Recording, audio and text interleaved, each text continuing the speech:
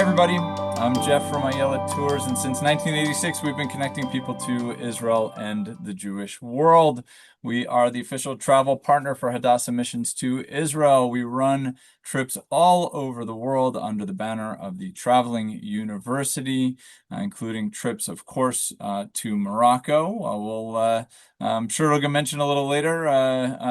David Mendelson, who's with us on the call today, will be leading a trip there in March for those that are interested. He's also going to Uzbekistan a little bit after that.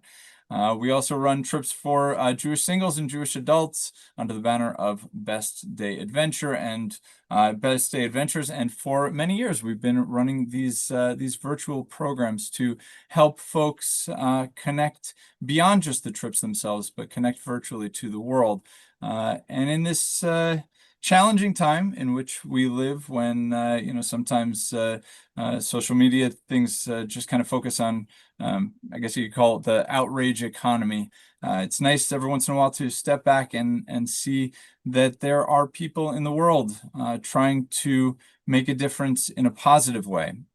And particularly, it aligns with our mission of connection, the work that's being done that we're going to talk about today. So I don't want to take too much time away for introduction, but I do want to just introduce so people know who is speaking today. Of course, Dr. David Mendelson. For those of you that have joined us on past programs, Dr. Mendelson did a 4-part series on Islam a few months ago, which was beautifully enlightening and really, I think, appreciated by our audience. He's also, within the last few months, led trips for us to Greece, to Morocco. As I mentioned, he's got a couple of trips coming up in the year ahead.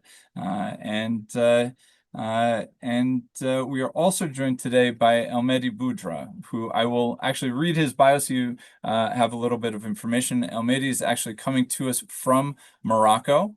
Here I go. And then basically the program for today, I'll turn it over to Dr. Mendelson. He'll say a few words, and then Mehdi will give a presentation. After the presentation, we will have an opportunity for questions and answers. You may have noticed, you see us, we do not see you. This is a webinar, not a Zoom meeting, which means you can sit back, relax, and enjoy the program. But we would love you if you're here on Sunday, July 27th, joining us live. We would love you to participate, and you can do so by posting questions in the Q&A. And after the formal presentation, we'll get to as many of those as we possibly can.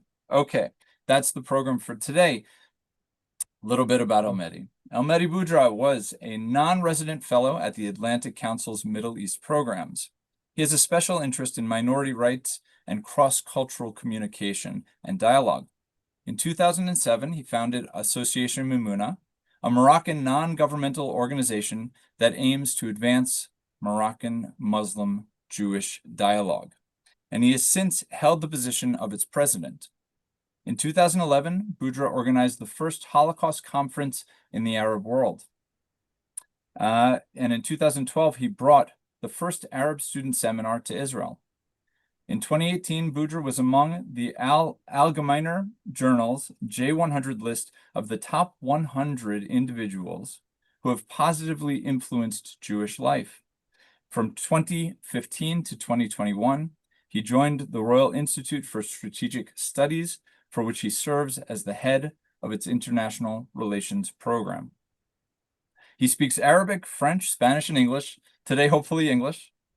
And we're very, very honored to have him joining us today. And before we get to Mehdi, Professor or Dr. Mendelson, I'd like to turn it over to you to talk a little bit about the relationship that you have and your experience, of course, with both Association Mimouna and Morocco.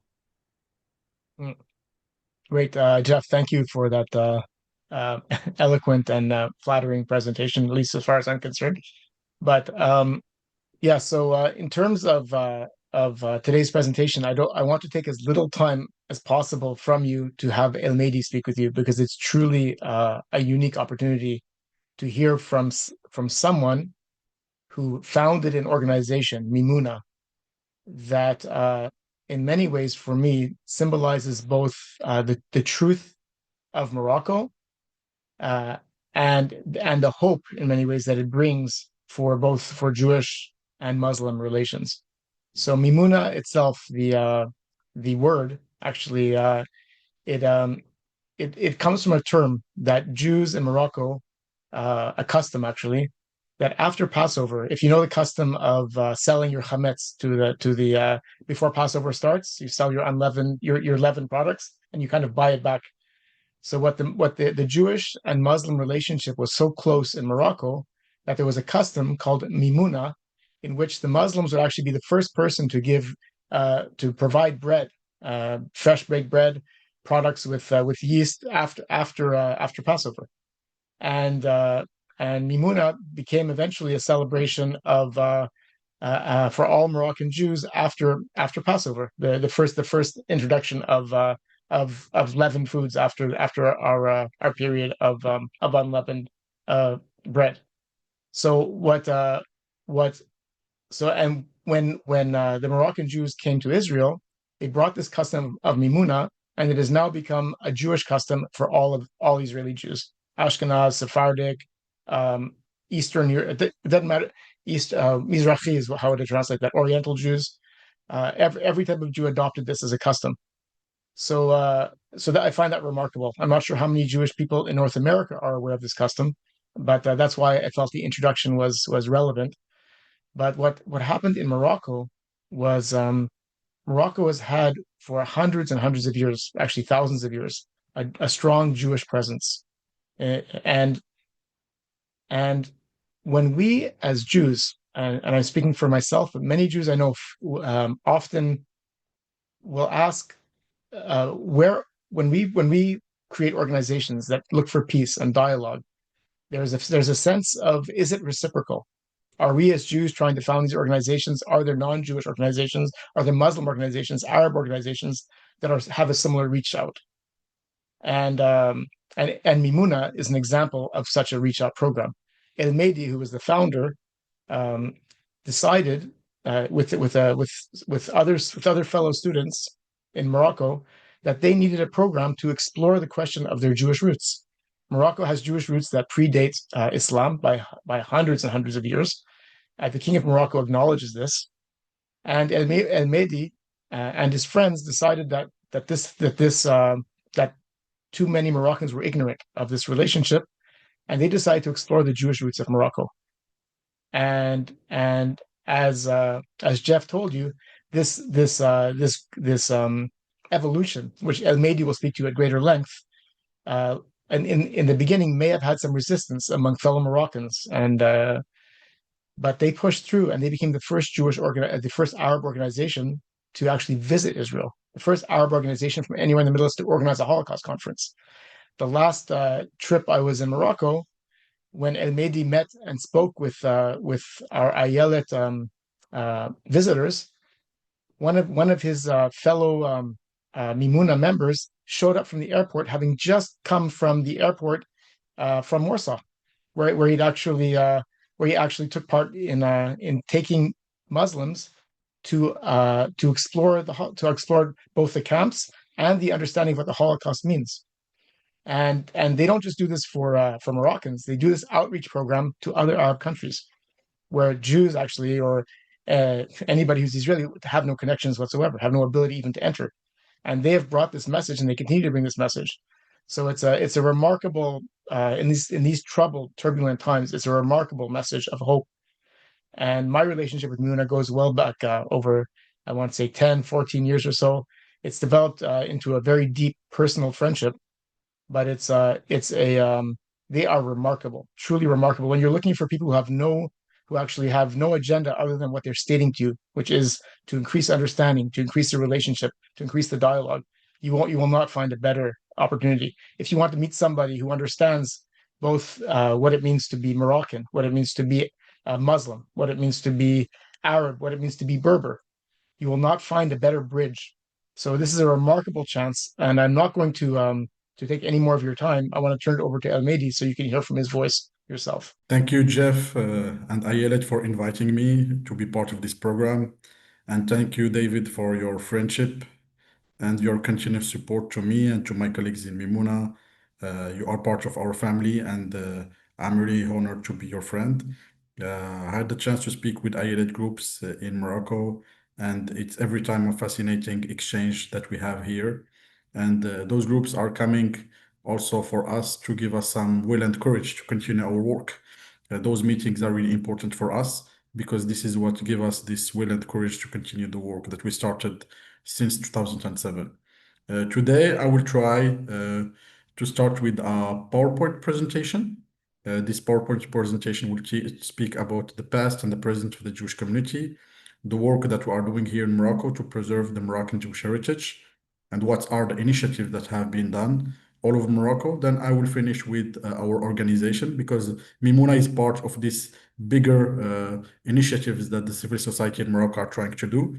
This work to understand preservation of Moroccan Jewish heritage, it's like a mosaic. Everyone is doing his part or a puzzle. Then our work is part of this puzzle, this beautiful puzzle that and mosaic that we are trying to build here in Morocco.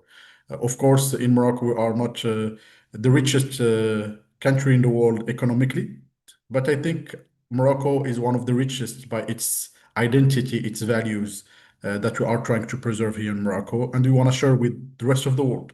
And as you know, Moroccans are very welcoming. They like people from all over the world because we see in diversity as an opportunity to build a better future for our own country. Then by visiting, you are part of this dynamic that we are trying to create here in Morocco and to preserve, because in life, nothing is granted. If we don't fight for what we believe, no one will do it for ourselves. Then by coming to Morocco, you are doing this work with us. And I'm really proud that Ayelet is doing this work. And thank you, Jeff, and thank you, David, and the whole team who is doing this work. Then I will try to share my presentation. Second.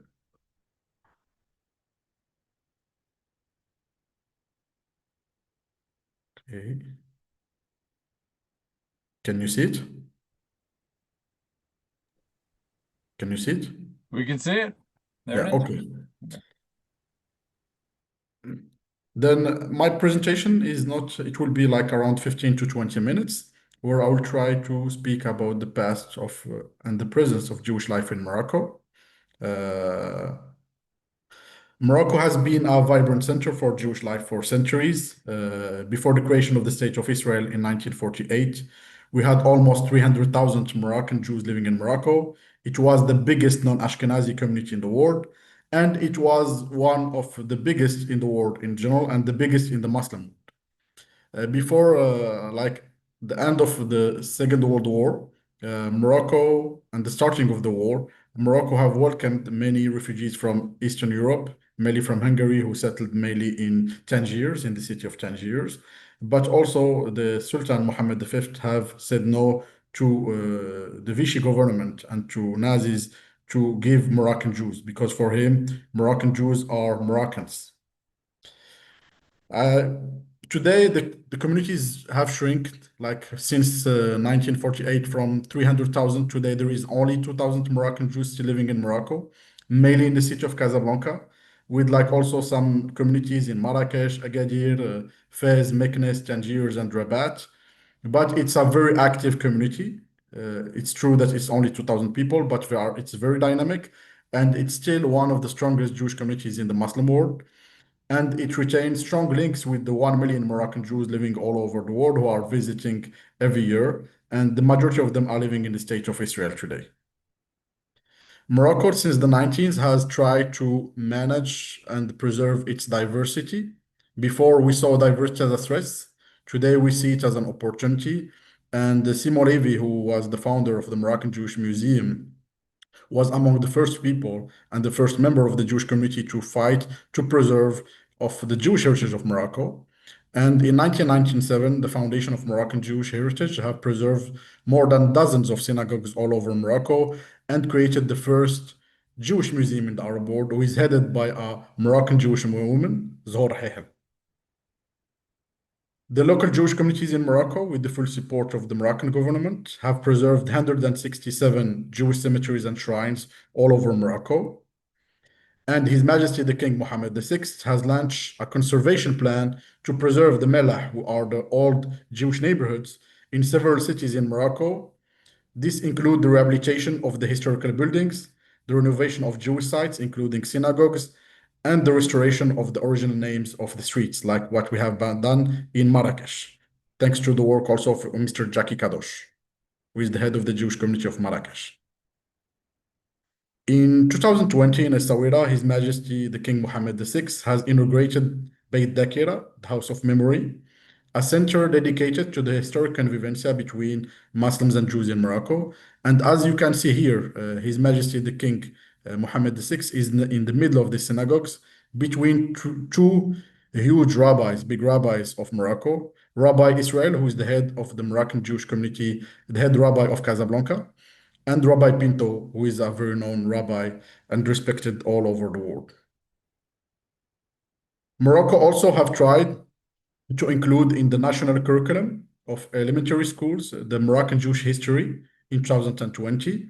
And as you can see in the curriculums, we have the work that have been done at Beit Dakira in Essaouira and the historic visit of His Majesty the King Mohammed VI to the inauguration of Beit Dakira in Synagogue Atiyah. Today, the work for preservation of Moroccan Jewish heritage is really important, not only for the Jewish community, but for all Moroccans.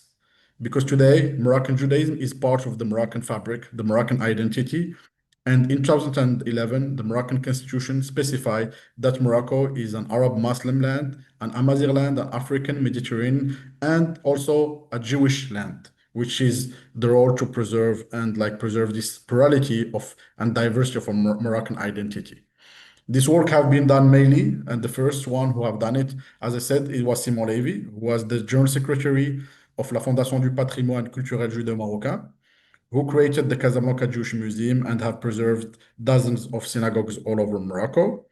But also thanks to Association Essaouira Mogador, who is headed by the senior advisor of His Majesty King, Mr. André Azoulay, who created a platform to preserve Moroccan Jewish heritage and preserve Moroccan Jewish music.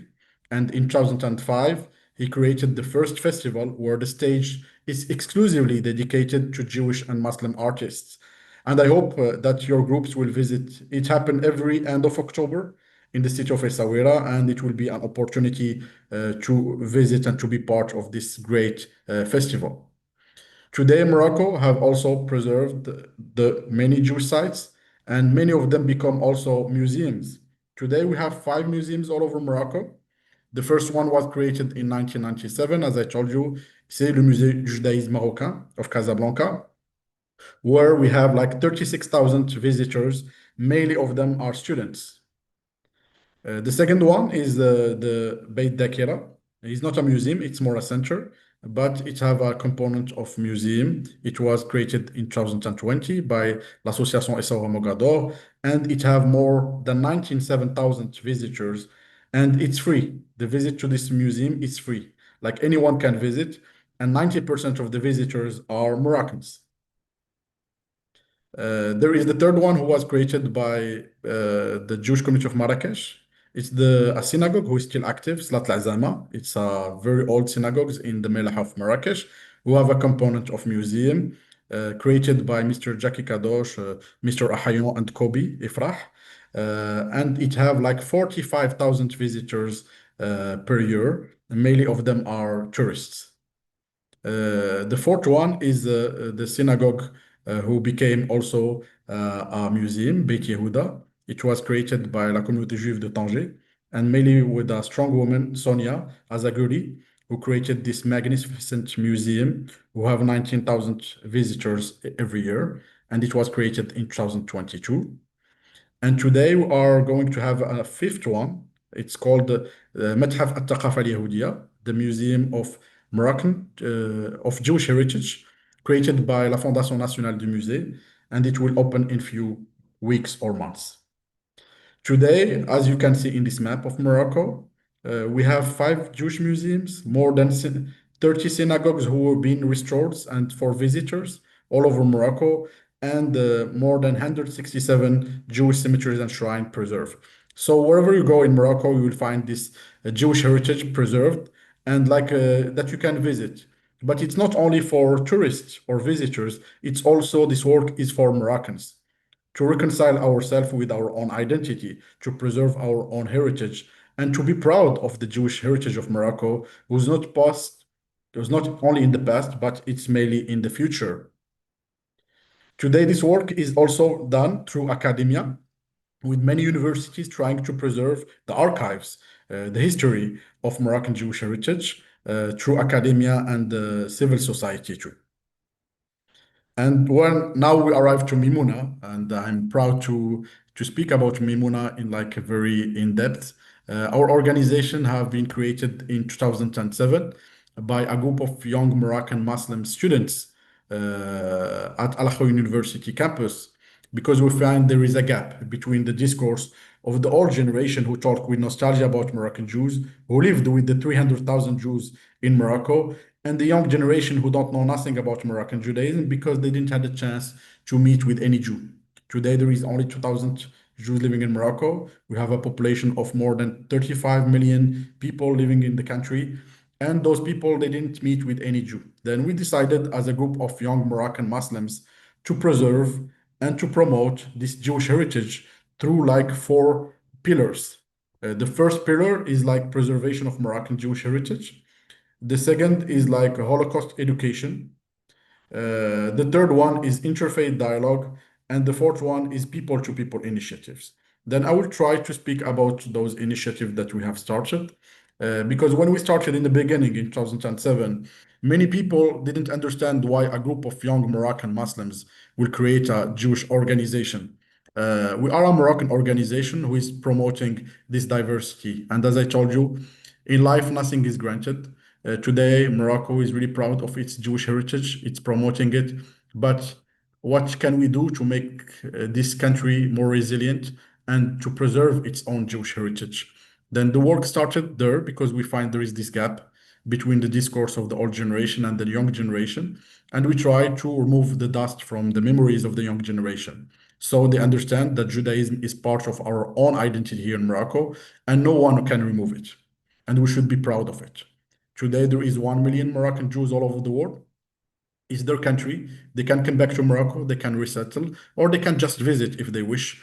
And this is really important to keep Judaism alive here in this country. Our work have been done through like many programs, but I will try to go really briefly, and during the question I can go in depth. As I told you, Mimouna started in campuses. Then today, our organization is present in 4 campuses all over Morocco, trying to do activities all over Morocco with young people, because we find that in campuses is where there is stress to there is a memory of the absence, as Omar Boum said in his book. We remember Jews by their absence, but we should make sure that this legacy is kept with the young generation. We are through like many programs. We have the Moroccan Jewish Days, where we try to make the campus Jewish for a day. For example, like during the Moroccan Jewish Days at Al Akhoun University, we try to bring the Casablanca Jewish Museum articraft to the university. We try to bring kosher food and have kosher workshops, kosher food, Moroccan food workshops in the campus. We try to bring Moroccan Jewish musicians like Maxime Karouchi to sing.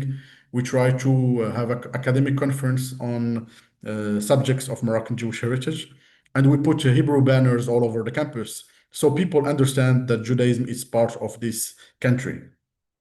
We have also another initiative, it's called the Moroccan Jewish University, where we bring like social media influencers to work for a few days on understanding the Moroccan Jewish heritage.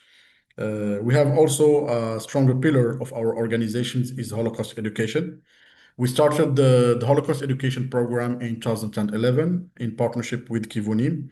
We organized the first conference on Holocaust education in the Arab world, thanks to our friend Peter Geffen, who brought like experts of the Holocaust, like Mr. Berenbaum, and survivors from the Holocaust, the couple, the Sitchem family, who came like to Morocco to speak with Muslim audience.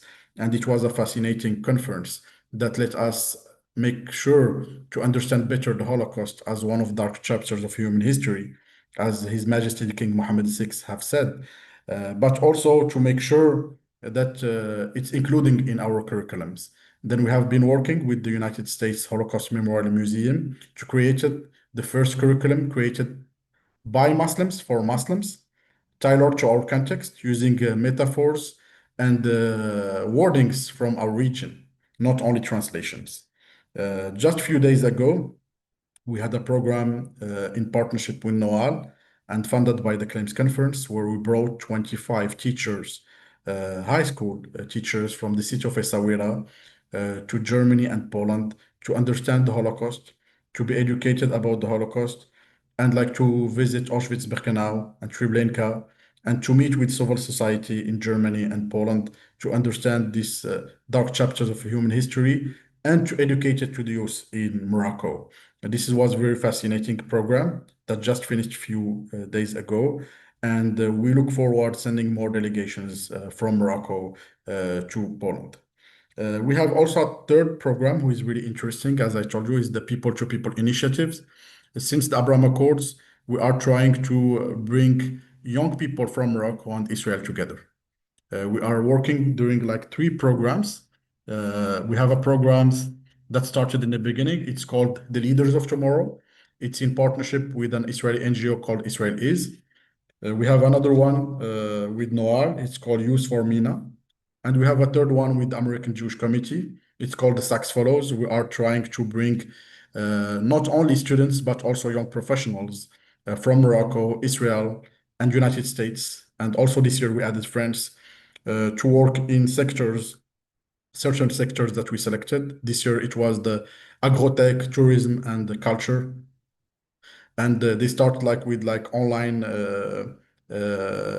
sessions for 6 months with experts. Then they visit Morocco together and they had meetings in Morocco. Then they go to Israel and good willing, they are going in September this year again and like to Israel and like to meet with civil society, to meet with like people, professional people within Israel in September.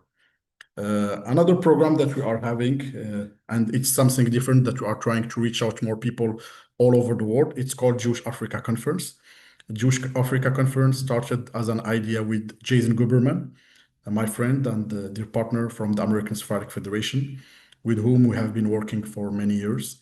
And we have been succeeding in many projects, among them the Rebuilding Our Homes project and the Yarna.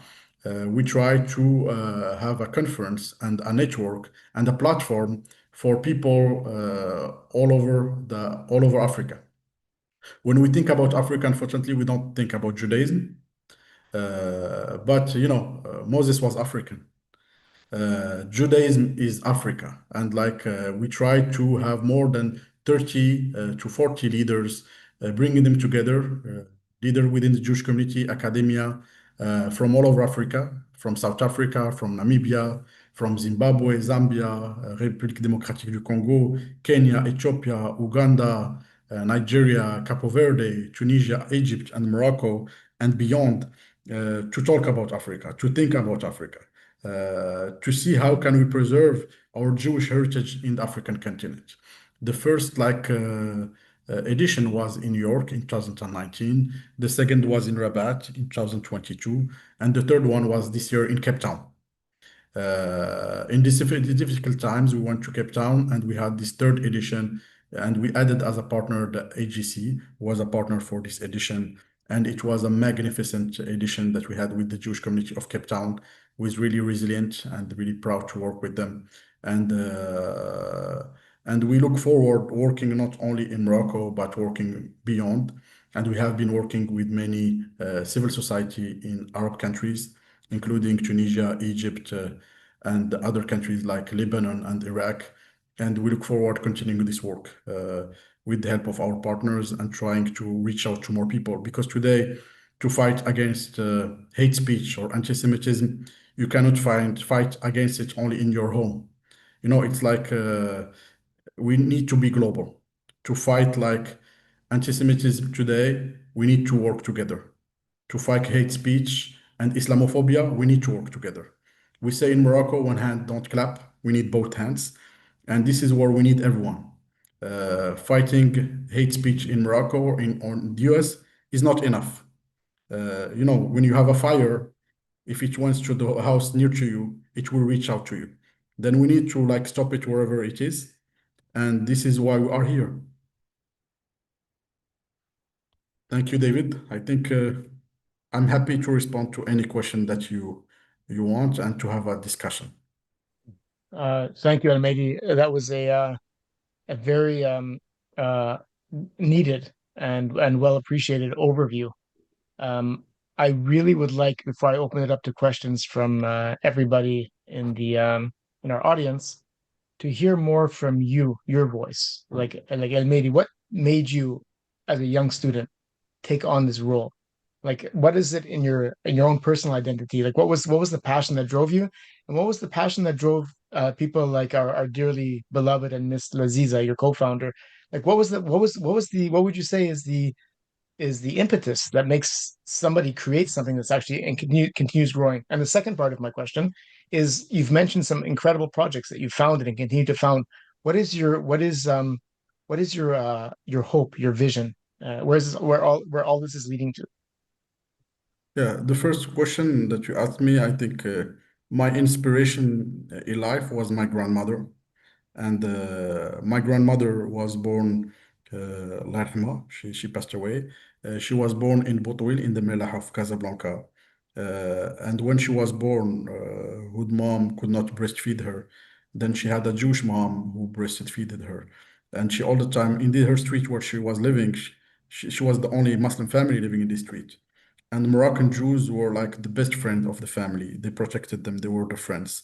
They feel that they are part of this community. However, they are proud Muslims by religion, but they feel that they are living in a neighborhood where like Jews were taking care of them. And like as I told you, when she was born, her mom could not breastfeed her.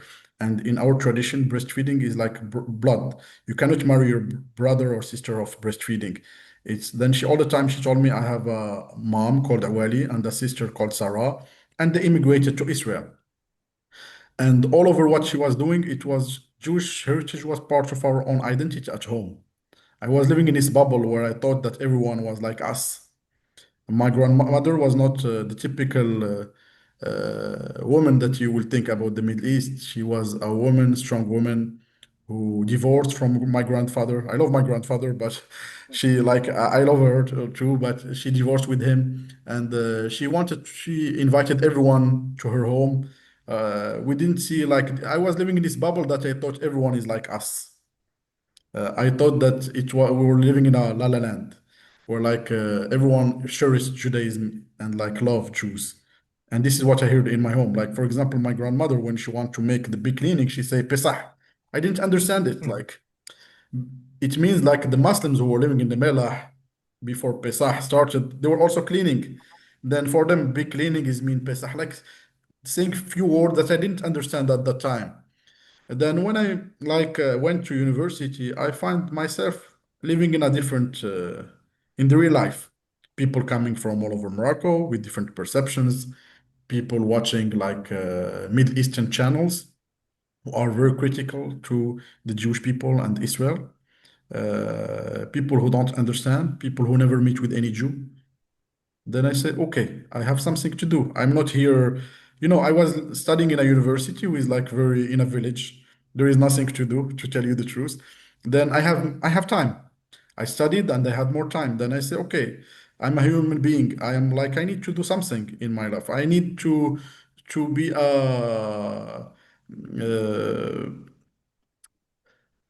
I'm not here just to eat and sleep. I'm here to make change and positive change.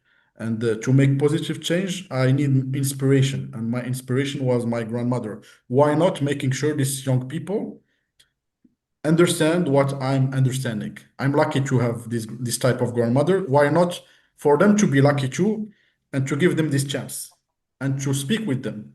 And if they don't want to understand, you ask them to go and speak with their grandparents. Why not sending them and having these discussions? Then we started. In the beginning, people didn't understand. And we had swastika in my room and one of the co-founders. People didn't understand us, but the head of the university, Mr. Rashid bin Mukhtar, who was a former Minister of Education, and he was coming from a city, Tangiers, a city of cosmopolite, where like he lived with like all communities, Christian, Jews together. He understood what we want to do. And we had the support of Simon Levy, who was the director of the Casablanca Jewish Museum. And we had the support of Mr. André Azoulay, who was the advisor, and he's still advisor of His Majesty King Mohammed VI. And we have the support of leaders within the Jewish community, like the De Vico family, the Toledano, who understood what we want doing. And without them, I don't think our work will go beyond university. But it's thanks to people within the Jewish community who understood us, helped us, showed us the way. Of course, we are young people, we have this energy, but we have some vision, but we needed like people who are older than us to show us the way. And we were lucky to have these people in our organization within the Jewish community who understood us, support us, without asking us to what to do. We're free, whatever we want to do. They never interfere on what we are doing, on how we think, and like they were supportive. They trust us. And this, I want to thank all these people who helped me, Mona, and also the members, Laziza Dalil, who was our vice president, and she passed away last October. Since 7th October, it have been difficult times for our organization, and not only for the Jewish people, but also for the allies of the Jewish community all over the world, I'm sure. And it was not easy, but we also had another strike. It was when our vice president passed away in Marrakesh. Then it was not easy since she was a pillar of our organization. She was a dynamo within our organization, and that we lost. And she was the bridge between us and Ayelet. The first group of Ayelet, they met with Aziza Dalil, and she already insisted in meeting with your groups. She took it personally. She traveled from Fez to Marrakesh by car to meet with Ayelet group in Marrakesh. This is the type of woman that we want to share. And at the end of the day, I think my grandmother played a role, the Jewish community, and our past member, Laziza Deli, played an important role. And they are the inspiration at the end of the day to continue this work. So let me jump in now, Mehdi. First of all, just let me just say thank you for a wonderful presentation. We have quite a few comments and questions that have come in, but many of them start with exactly that. Thank you so much for an informative presentation and for the work that you're doing. So let's get to these. As a reminder to people, you can post questions in the Q&A. We'll get to as many as we can. You hit upon a couple of things that people are asking about, in particular, the response since October 7th. Let's start there. Judith Finkel writes in, how has the government handled anti-Israel sentiment and action since October 7th? And beyond that, just one more I want to put together with that from our friends Richard and Barbara Hirsch, who write in, thank you for your work. Can you describe the range of responses you see in your students who are in your programs, and how have the events since October 7th affected your work and Jewish-Muslim relations in Morocco?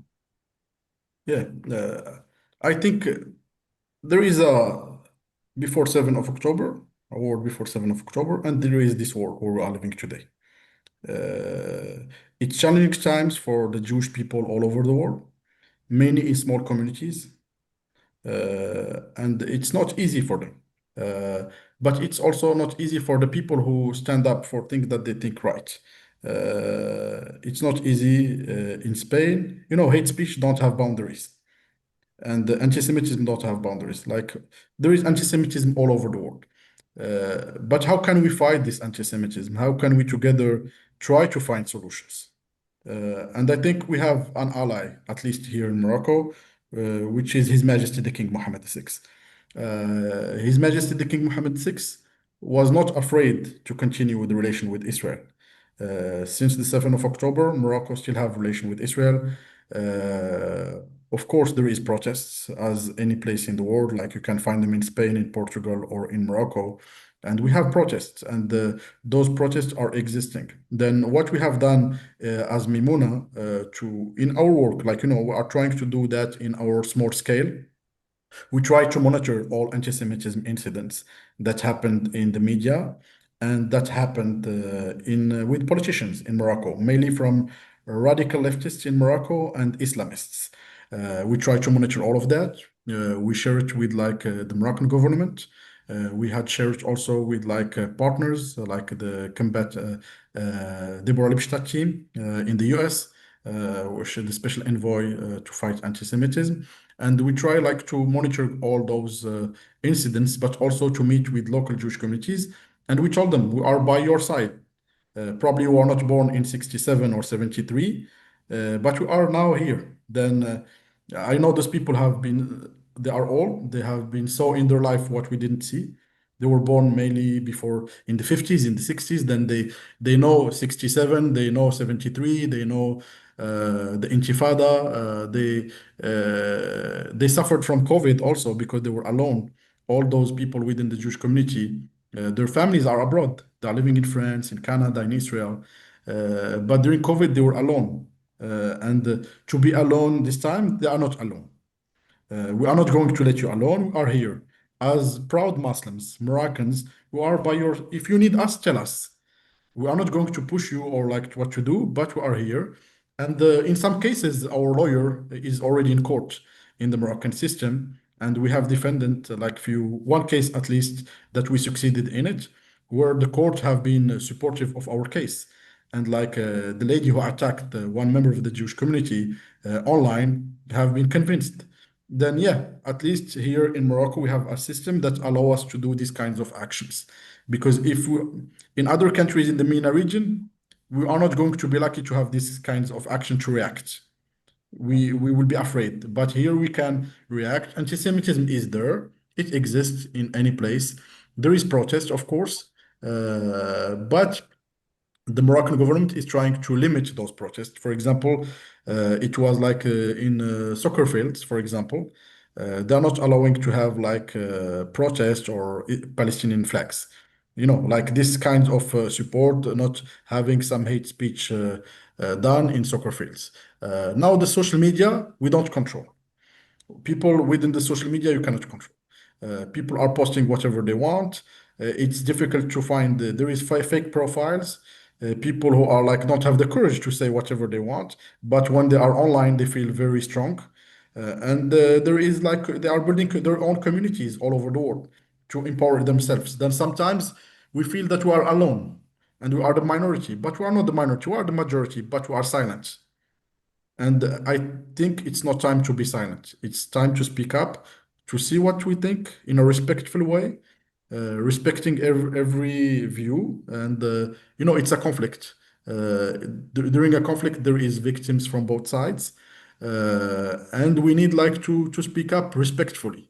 We need to put our shoes on the other. This is what I told to people when they told me, "You don't see what," yeah, I'm a human being. I don't, if there is a victim of 7th of October or a victim in Gaza, for me, it's a human, Jewish or Muslim or Christian. At the end of the day, it's human being.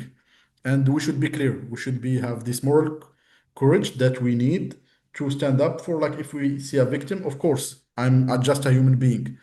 But we are not here to apologize for terrorism or like say, or terrorist organization.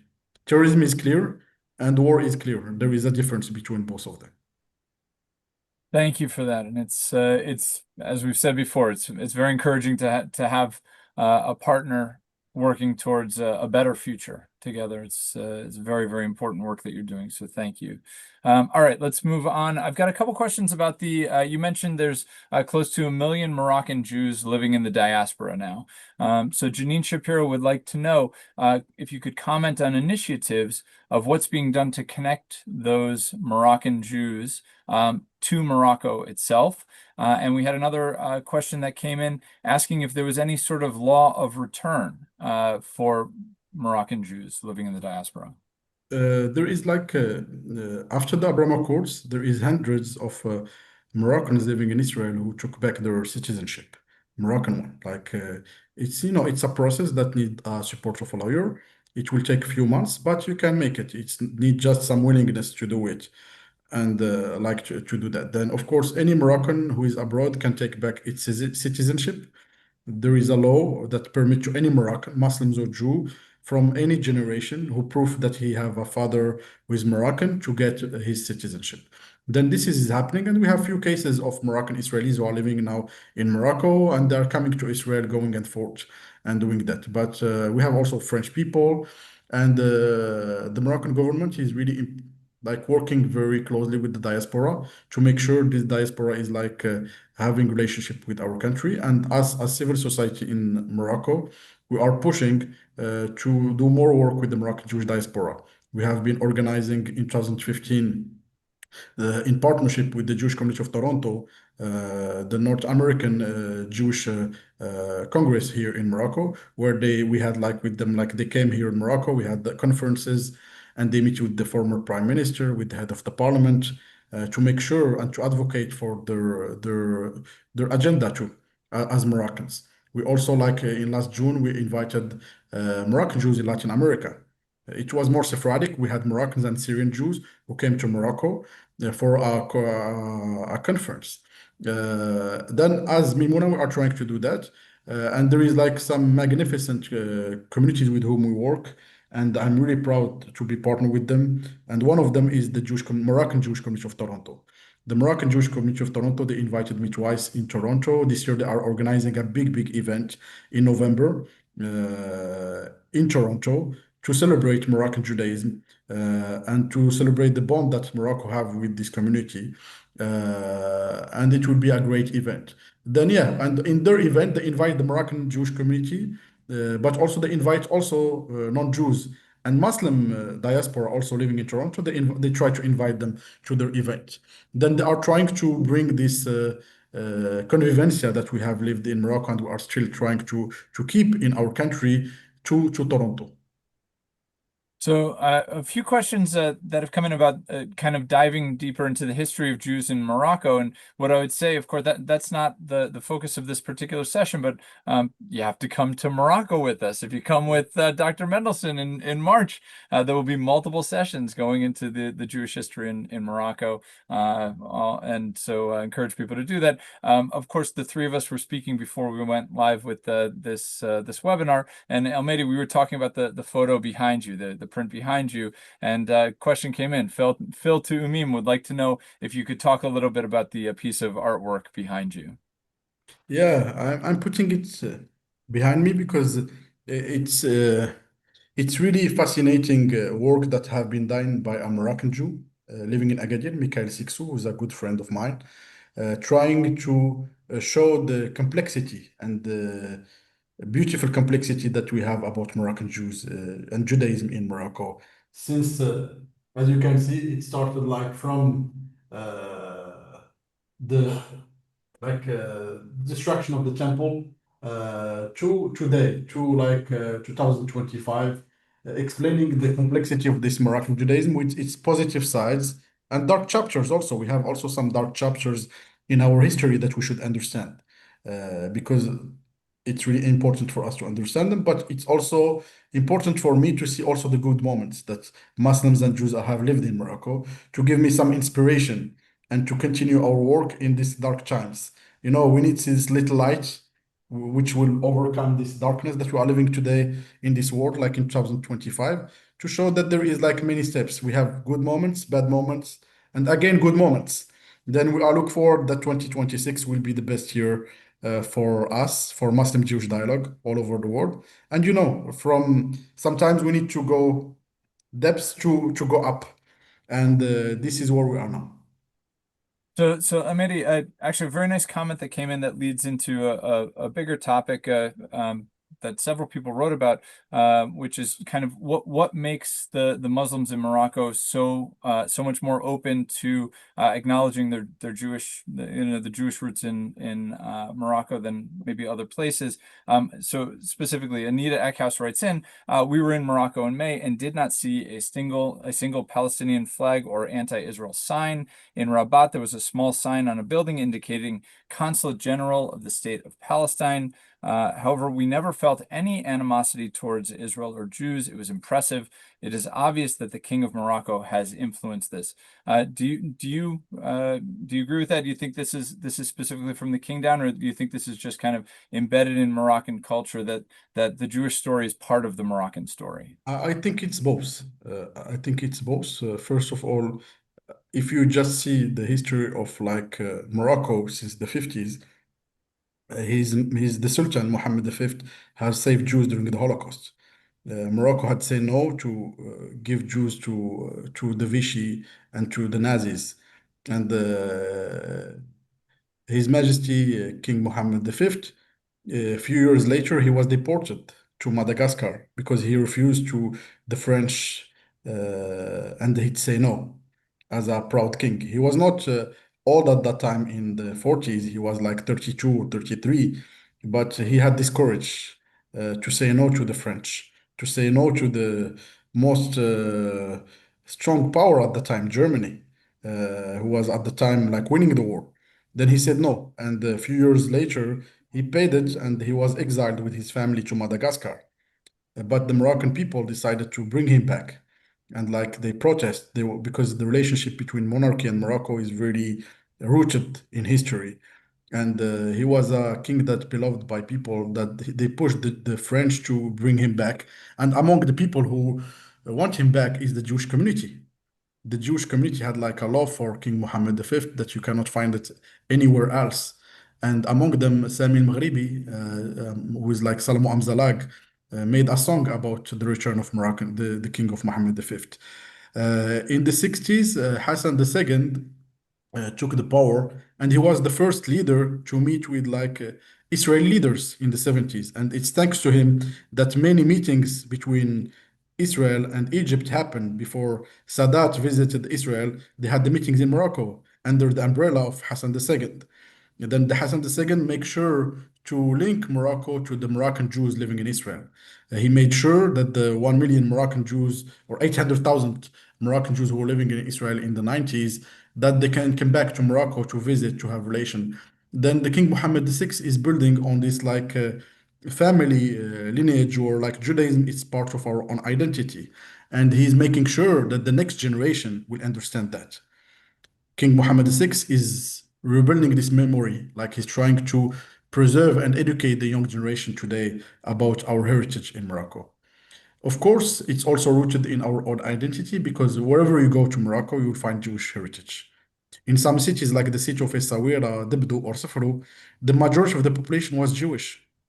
60 to 70% of the population of Essaouira, Safrou, or Dibdou were Jewish. The minority was the Muslim. Then it shows you how Judaism is part of our own land. Morocco is also a Jewish land. It have many tzaddikim, many great rabbis who are buried here in Morocco, that not only Jews are visiting, but also Muslims are respecting and visiting, which shows you like this intertwined relationship that we have here in Morocco.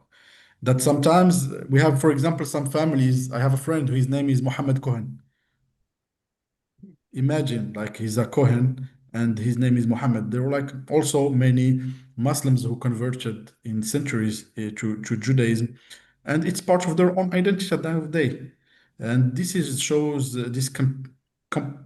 It's a complicated history, but in complication we have this beauty, I think. So not just complicated, interwoven. Yeah, exactly. It's a shared history. So, all right, we're starting to get to the top of the hour. I want to start to wrap up, but a couple other questions we'll get to. One in terms of we had a couple questions that came in terms of LBG, gay rights, particularly in Morocco. And how that's handled both for Moroccans and visitors coming to Morocco. Should they feel comfortable coming to Morocco? You have anything you can give us some insight along those lines? Of course, the LGBT community is part of our Moroccan. It's like a personal choice, and LGBT community is like welcomed in Morocco, of course. Like there is no obstacles for their visit, and we have many LGBT community living in Morocco. Of course, there is challenges, as many parts of the world. Like LGBT community is like suffering from challenges all over the world. Like, and Morocco is part of this world. Like we need like more education, we need some work, but you can come, you can visit. Like there is like a big LGBT communities all over Morocco, and we will be happy like to help if it's needed. Thank you. Okay. One question just in terms of linguistics, the word Mimouna. We talked about it, the idea of it, David spoke about it, and providing bread after Passover. Is there a literal translation from the Arabic for that word? People say that it's coming from Imuna, from faith. Other people will say that it's coming from the Arabic word Mimuna, like khair, Mimun, like it's we don't have Good luck. exact definition, but it's a name full of meanings for Moroccans. When we speak about the Mimuna festivity in Morocco, we think about the good moments of history where Jews and Muslims were living together. And I think Mimuna is the only Jewish holiday where we needed the Muslims. Then Muslims have a part in that. Then that's why we have chosen this name, because it's a Moroccan holiday. It started in Morocco, now it's international. It's a national holiday in Israel. We hope one day it will become a national holiday in Morocco too. And this is what we are fighting for too. And we needed the Muslims to be part of it. Like the Jews cannot have the bread, the chemeds with them at their home. Then Muslims were bringing all what Jews could not have at their home. And during the Mimuna, Jewish homes were open to anyone, to Jews, Muslims, Christians. Then many Moroccan Muslim, and my grandmother remember that. And she told me that she missed this Mimuna, like she missed the time of Mimuna. Everyone was happy to go inside a Jewish home. Imagine you are opening your homes now to people that you don't know. Yeah. You know, it's another time, but it show you the trust that we had between Muslims and Jews. I can tell you that when I was there, I heard stories along these lines time and again about the incredible relations between the Jewish and Muslim communities there. And I know we hear from our travelers over and over again about what a fascinating opportunity and experience it is to visit. Before we wrap up, I'm going to come back to you, Mehdi, in a second. David, I just want to ask you, for those that might be considering traveling with you this coming March, if there's anything you'd like to share about what they could expect from the experience of traveling to Morocco with you this coming March. Well, first of all, I cannot let that question about the etymology of Maimuna pass because I'm a linguist. And then I'll jump. And actually, when I explain that, it'll probably touch on what we're going to do in March together, I believe. So first of all, the etymology of Mimuna has never been satisfactorily unraveled. So like El Mehdi said, there's a word in Arabic, maimun, which means kind of good luck or fortune. Some people say there's even and this actually refers back to the mystery many people referred to in their questions, I believe, as to why the Muslims in Morocco were different in terms of their relationship. In fact, the Jews, as Al-Mehdi said, have been a presence in Morocco, as you look at the chart behind him, since the time of King Solomon, the time of the Second Temple. And they were there as part, and they joined and became in many ways part of the indigenous culture there, the Berbers, the Amazigh. And in many ways, this close relationship goes back to that as well. And it also answers the question as to why the King of Morocco is so open to multiculturalism, because he also recognizes the rights of the Amazigh, of the Berbers as well.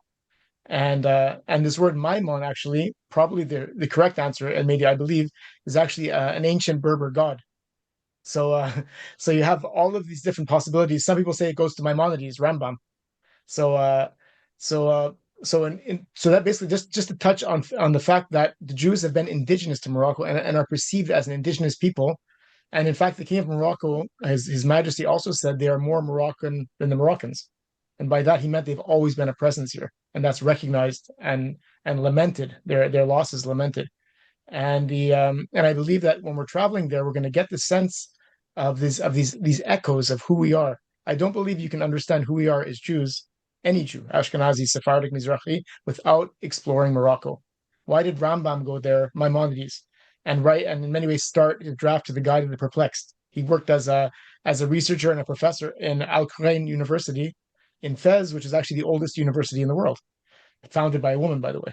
So it's there's so much to learn about our own roots and who we are. So not only will you feel appreciated and eat very well in these you will experience unique perspectives on our own Judaism. You'll be looking into a mirror in terms of who we are. I want to see if I can pull up this photograph really quickly. I think I have it here ready.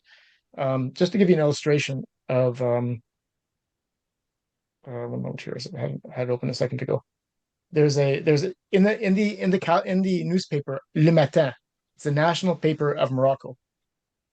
You see 4 dates, and this illustrates perfectly the Morocco we're going to see. The first date is the secular calendar, written, let's say, it would be today's date, the 26th of July.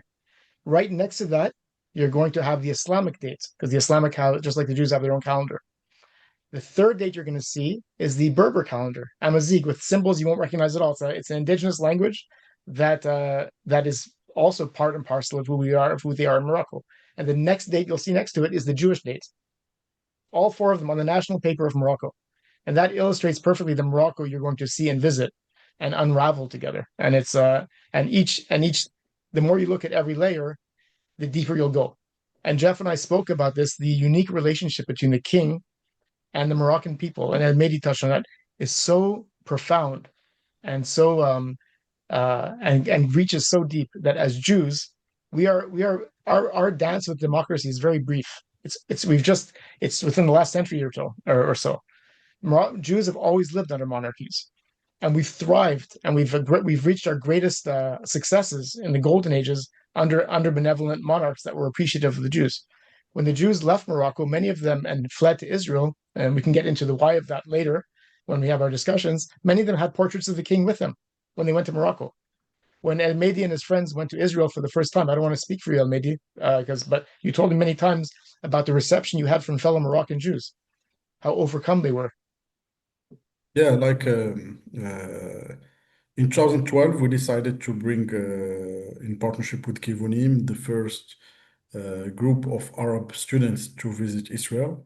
We're based in Beit Shemuel in Jerusalem, and we went all over Israel from Masada, Beersheba, Ashdod, Tel Aviv, IDC Herzliya, the university at the time, Haifa, Kibbutz Kinneret, Nazareth, and we also went to Ramallah, and we met with many people in Israel, and we saw this diversity that you have in Israel.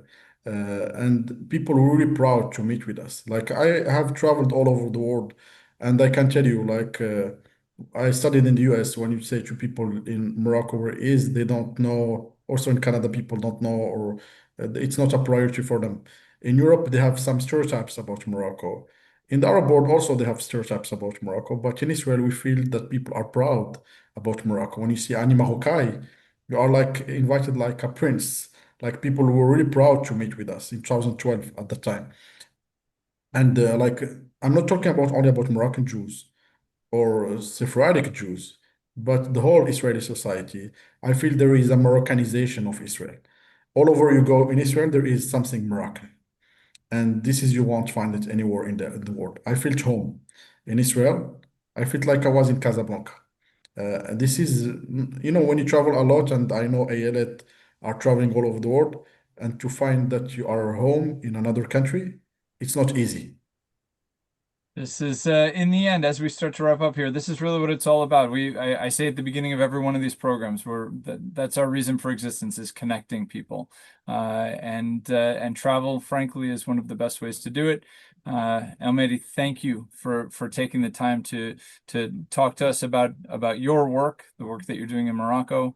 And I hope everybody enjoyed it. I hope people will consider coming to visit you in person, either this coming March with Dr. Mendelson or otherwise. Dr. Mendelson, thank you as always for being here and helping to frame this conversation. And for everyone out there, of course, we'll get back to our regular virtual series coming this fall. So stay tuned. We've got some great things coming up. We've got another program, free program on August 7th on Romania. Romania, Romania, Romania, if you know the song. So we'll look forward to that. And until then, again, El Mehdi, David, thank you, and all the best. Thank you very much. It was great to see you all. And yep, here's anybody who wants to see, I don't know if you can see the date, the calendar I was talking about. There it is. 10th of, is it 16th of Adar, 10th of Adar? I need my glasses. Just so you can see how it looks on the paper itself. Amazing. All right, cool too. All the best. Thank you. Bye-bye. Thank you, Mehdi. Bye.